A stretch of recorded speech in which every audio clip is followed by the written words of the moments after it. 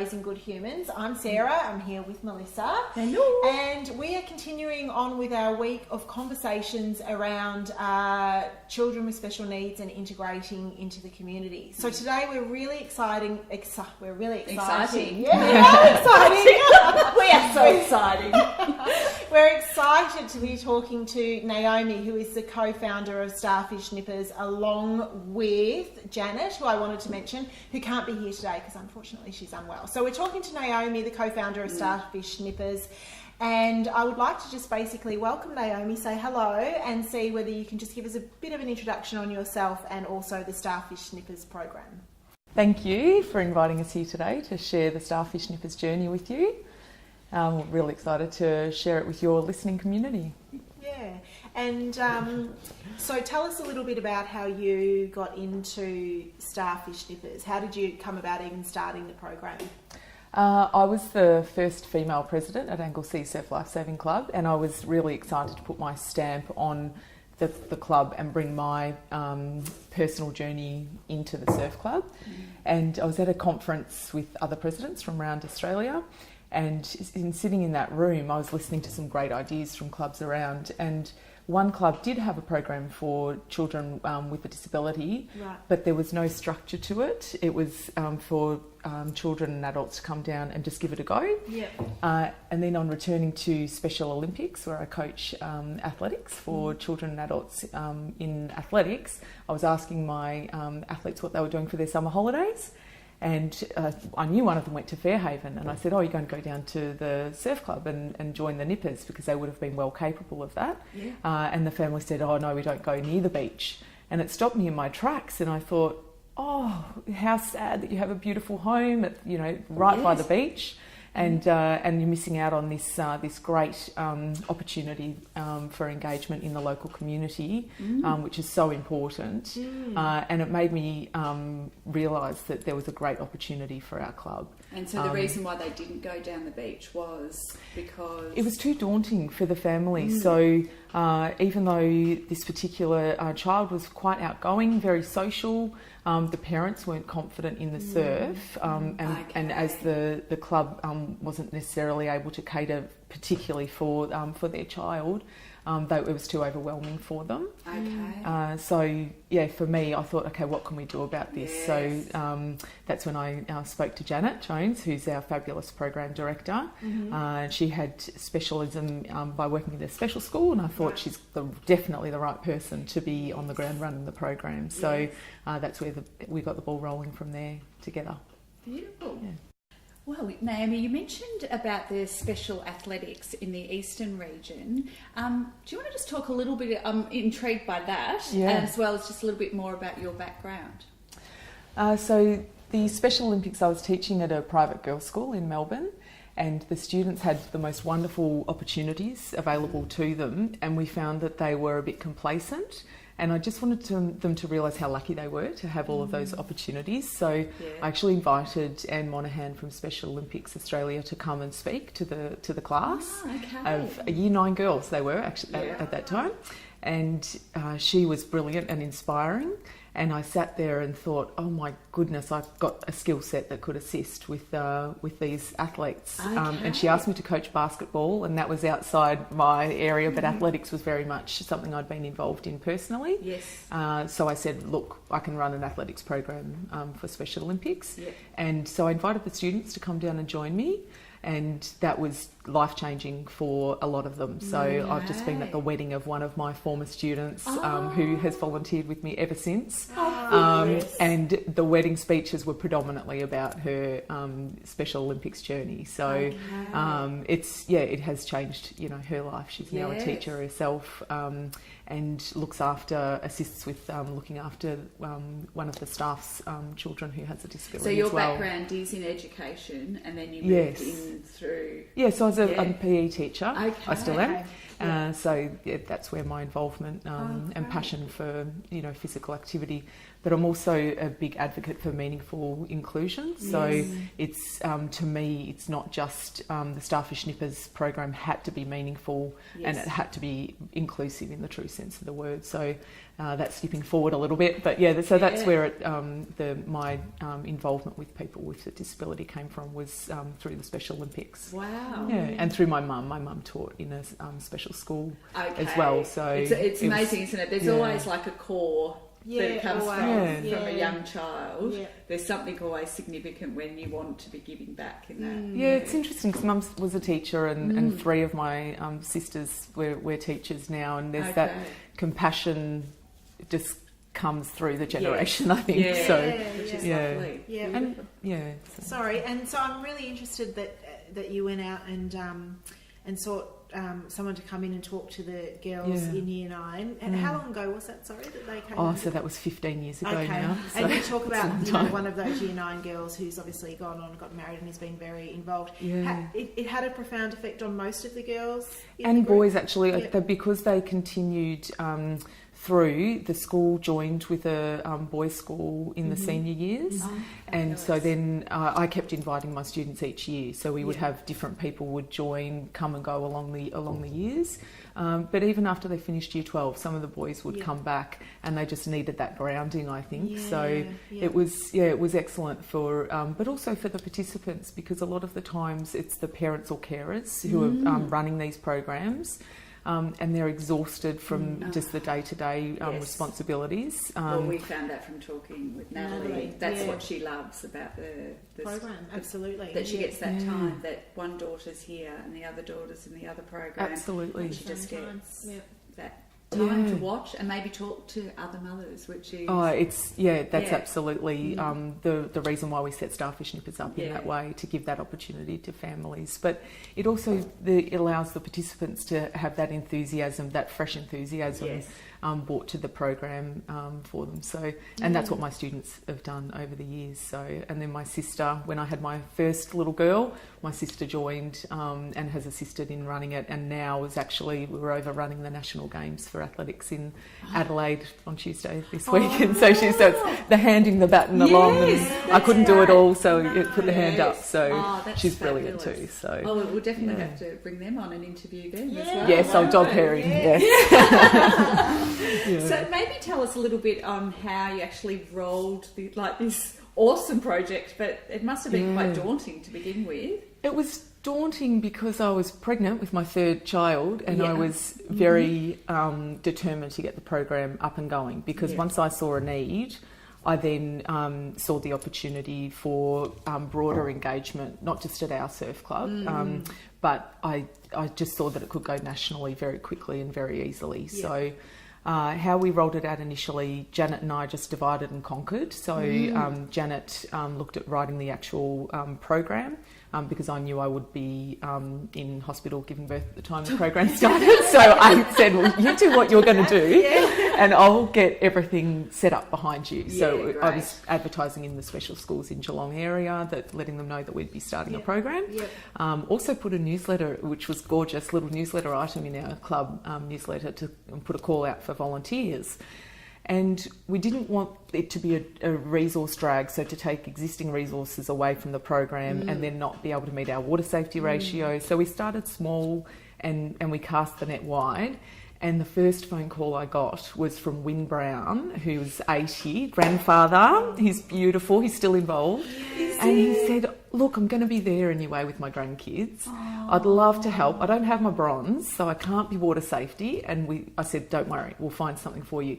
He's been a trainer one-on-one with Chris ever since day one, and he's now become our equipment maintenance officer, so getting everything out. Where it actually hits community at all different ages, absolutely, doesn't it? Because you also get to that age of, well, I'm useful. What can I do? And everyone keeps putting you in the corner. That's like That's great. And another beautiful mother and daughter combination. They were the next phone call, right? We'd love to help, and they've done it together ever since too. And the bonding for them too, and just feeling connected to the club, but also to something bigger. It's something bigger, and that's what always comes out of it at the end of the season when we have our celebration.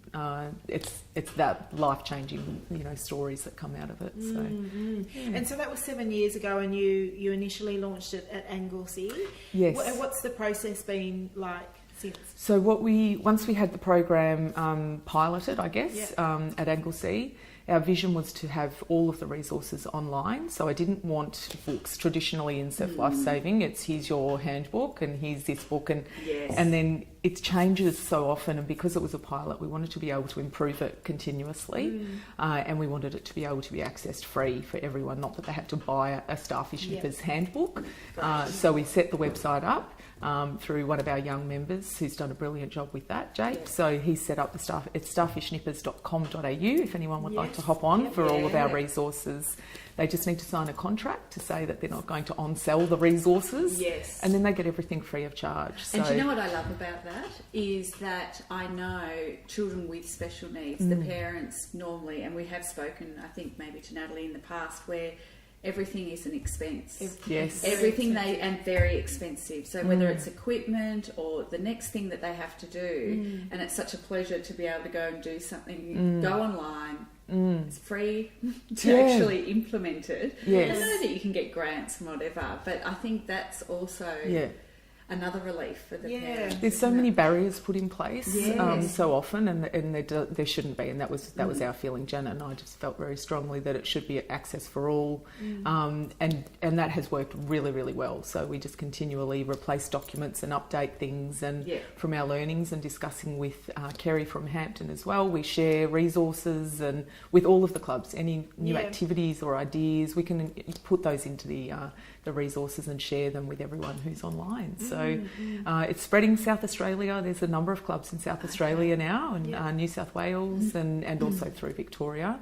We're hoping that it will continue to grow. So And I imagine that there's a lot of beautiful stories that have come out of the program over the past 7 years since you started in Anglesey. And I imagine that there's probably still some children in the program that have been there for the whole time. Absolutely. Can you share just a couple of the stories, and I guess how it's impacted on the children's lives and the families' lives as well? Yeah, so the first person, I went to Bronze Camp 7 years ago and saw Chris there with dropping his sister off at Bronze Camp. So it was pre-Starfish Nippers time, and just quietly spoke to his mum and said, "Oh, do you think Chris would be keen to be involved if we did get something started?" And then sure enough, he was keen, and he's still there today. So he was the person who I was speaking with before about Win Brown. He was Win Brown's buddy, so so he's been involved since the start. In fact, we've got a number of our participants who've been with us since the start, because once they get involved, they love it, and they don't want to give up their spot, because we can we keep it relatively small. So although it is growing every year, and our resources and support are growing as well.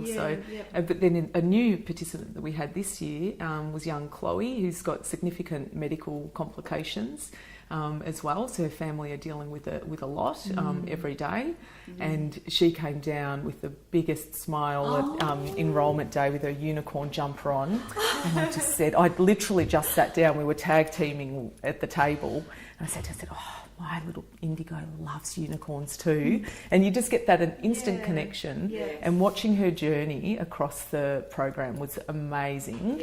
And her parents at the end said this is literally the best thing she's done in her life. And when you hear that, you just think, kids have so much joy in their lives and so many fabulous things. And did they say there was significant things that they saw either change or within her? Yeah, her confidence to give things a go. So, and her parents were really engaged with her and supportive throughout, which was really helpful. But the instructors just were able to connect with her, and whether it was getting the pool noodles into the ocean for her to lie across on the board. So the board was a bit daunting, but when we bought the fun pool noodle, and she lay over the top of that as well, and then did horsey races in and out of the water with the instructor and with her her dad as well. And it's just that the connections that everybody made, and just her enjoyment, and the fact that she would turn around and want to go again, want to get better. It's because we want it to be meaningful. We want to see growth and improvement over the program too. So I suppose that those stories just that changes their lives for the better. Yeah, absolutely, and changes your lives, and I guess your purpose in wanting to continue to roll it out and make it a program that's accessible nationally as well. Oh, absolutely, and we've had stories of people who've gone off medication as a result of the program because they've got that desire and the routine of going to Starfish Nippers, and the impact it's had on their lives, that they've actually been able to go off medications. The parents just were absolutely blown away that a program like that could have such impact. So we've got 15 in Victoria, is that right? Yeah, and growing every day. So so we're getting phone calls all the then time. How many in South Australia? So we're up to, I think it's 3. This is where I need Janet sitting next to me. So I think we're up to 3 in South Australia. Yes. We're hoping for 1 in WA. We're on the phone with a club in Western Australia. South Wales and Queensland? New South Wales, their office, they've been really supportive of the program. They've had a look at the resources online, signed the contract, and it's a matter of communicating with their clubs now about how easy it is. So they're behind it. And that's the thing, it is as easy as clubs get daunted because there's so much that a surf club needs to do. And when we if they can see that this is the one thing they actually really need to add to, I mean, patrols is number 1, but this is the one thing, and that they can start with existing resources. They actually don't need anything other than their nipper resources. As a year 1 startup, that's totally fine. And then Janet's liaised with G Boards Australia to get these fabulous modified boards where our trainers can go on the back and have starfish on the front. So double handles, soft boards, so that they can go further. They can be pushed, outside their normal comfort zone and go and ride away. That feeling they face when the first time when they catch an unbroken wave, feeling safe. They're safe, need but Bondi Rescue to hold a Starfish Nippers, don't we? Absolutely. We've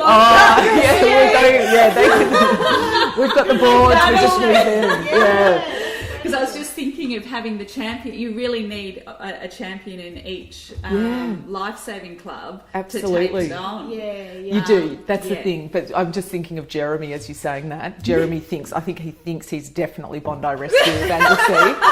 He paddles right out. If there's a can in the water, even if it is 100 metres too far, that's his goal. And he does it. No matter the surf, you get knocked off, knocked off, and his trainer's not on his board. He's next to him on a different board. Wow. And he is. And we celebrate ability at Anglesey and showcasing of the ability. What can they do, not what they can't do. So we actually join together with the Starfish Nippers with the other age groups, and so that's where I talk about meaningful inclusion. It is actually they're there together, and we say it's the under 10s with the Starfish Nippers joining together for a wade relay or a beach relay race, and sometimes you'll have the Starfish Nipper as the leader of the group, but not always. So it's not a token thing, but when they're in the water, we celebrate, look how fast Jeremy is. Or look at Anna, she's going out to her knees now, whereas she didn't used to go, she didn't want to touch the water. Look at Anna going out around. So we celebrate what they can do.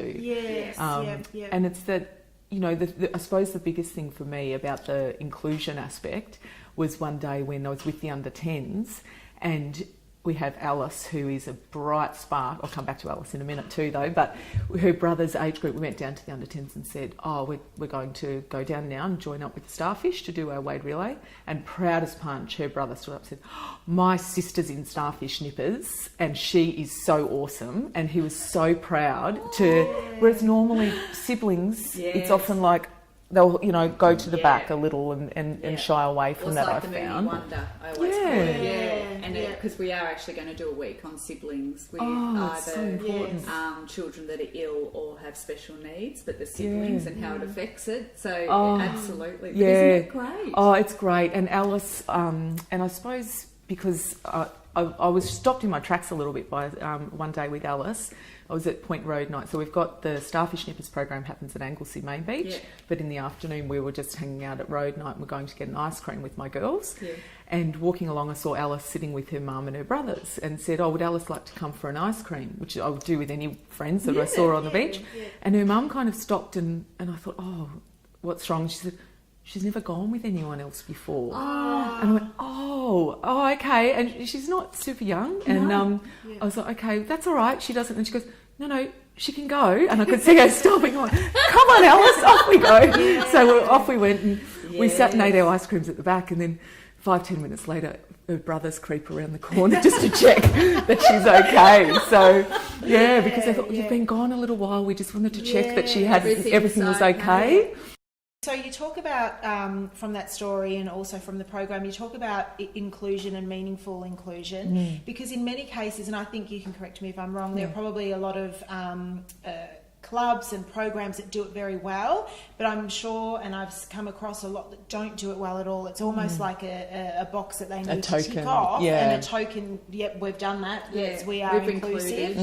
But how do you, I guess, go about, and with the program and with the rollout of the program and getting more clubs on board, how have you gone about ensuring that is meaningful? That it is meaningful and it does continue to happen within each of the clubs that come on board? Yeah, and we've been able to do it quite simply by Starfish Nippers is seen as another age group. So when we line up on the lawn in the morning, everyone has a core flute banner. So under 7, under 8, under 9, all the way up to under 14, and Starfish Nippers. And we make sure they've got their own core flute banner with their logo and everything on it. So they dress the same. They turn up at the same time, same start time, same briefing. Their instructors are wearing the same gear.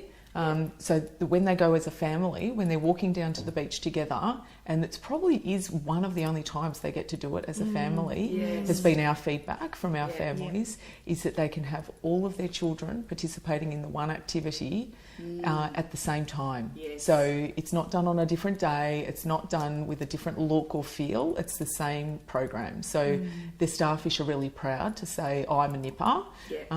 So that's how we've been able to do it. And how do you ensure that the people implementing it in the club are making sure, like obviously there's certain...